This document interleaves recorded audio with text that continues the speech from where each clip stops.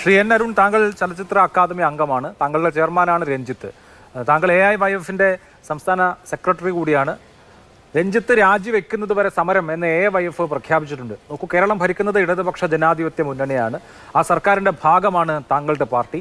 ഇത് ആരോടാണ് ആവശ്യപ്പെടുന്നത്? രഞ്ജിത്ത് സ്വമേധയാ രാജിവെച്ചില്ലെങ്കിൽ AIYF സമരം എന്നാണോ, അതോ സർക്കാരിനോട് രഞ്ജിത്തിനെ മാറ്റാൻ ആവശ്യപ്പെടുമോ? അങ്ങനെ ഒരു സമരപ്രഖ്യാപനമൊന്നും AIYF നടത്തിയിട്ടില്ല.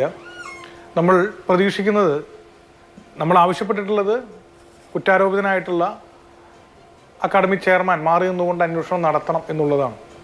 ഈ വിഷയം അത്രമേൽ സങ്കീർണമാണ്, അത്രമാത്രം ഗൗരവകരമാണ്, അപമാനകരമാണ്. അതുകൊണ്ട് തന്നെ ഇതിൻ്റെ അന്വേഷണം ചെയർമാൻ സ്ഥാനത്ത് നിന്ന് ശ്രീ രഞ്ജിത്ത് മാറി നിന്നുകൊണ്ടായിരിക്കണം. അതൊരു മാതൃകയാണ്, ഇതിനു മുമ്പ് നമ്മൾ പുലർത്തിയിട്ടുള്ള മാതൃകയാണ്, കേരളം പുലർത്തിയിട്ടുള്ള നമ്മുടെ അന്തസ്സാണ്. അതുകൊണ്ട് തന്നെ ചെയർമാൻ സ്ഥാനത്ത് നിന്ന് രഞ്ജിത്ത് മാറി നിന്ന് അന്വേഷണത്തെ നേരിടുക എന്നുള്ളതാണ് മര്യാദ. അല്ല, അദ്ദേഹം മാറിയില്ലെങ്കിൽ അദ്ദേഹത്തെ മാറ്റാമല്ലോ. ഇപ്പോൾ രഞ്ജിത്ത് രാജിവെച്ചില്ലെങ്കിൽ AIYF പ്രത്യക്ഷ സമരത്തിലേക്ക്, AIYF-ന്റെ തന്നെ കമ്മ്യൂണിക്കേഷനാണ്. അപ്പോൾ നിങ്ങൾക്കെതിരെ തന്നെ സമരം ചെയ്യുകയാണ് അരുൺ.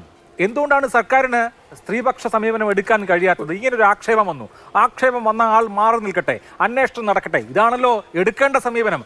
അതെടുക്കുന്നേ ഇല്ല സർക്കാർ, അത്ഭുതകരമാണ്.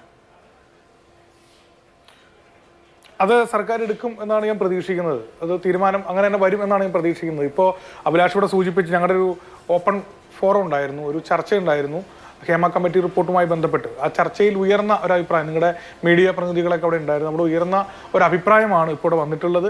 ആ ഒരു ഘട്ടത്തിലേക്ക് പോകേണ്ട സമയമായിട്ടില്ല എന്നാണ് പ്രതീക്ഷിക്കുന്നത്. കാരണം രഞ്ജിത്തിനെ മാറ്റി നിർത്തിക്കൊണ്ട് തന്നെ അന്വേഷണം നടക്കും എന്നാണ് കരുതുന്നത്. അത് തന്നെ സംഭവിക്കും. അതുകൊണ്ട് അതിലേക്ക് കടക്കാൻ ആഗ്രഹിക്കുന്നില്ല. കാരണം കേരളത്തിനൊരു ചരിത്രമുണ്ടല്ലോ, നമ്മുടെ ഒരു അന്തസ്സുണ്ടല്ലോ. മന്ത്രിമാർ വരെ മാറി നിന്ന് അന്വേഷണത്തെ നേരിട്ടിട്ടുണ്ട്. അതുകൊണ്ട് തന്നെ ഈ കാര്യത്തിൽ അത് തന്നെ ഉണ്ടാകും എന്നാണ് കരുതുന്നത്, എന്നാണ് പ്രതീക്ഷിക്കുന്നത്. അതല്ലെങ്കിൽ ഈ സൂചിപ്പിച്ച പോലെ അത്തരം ഒരു അവസ്ഥയിലേക്ക് വരിക തന്നെ ചെയ്യും.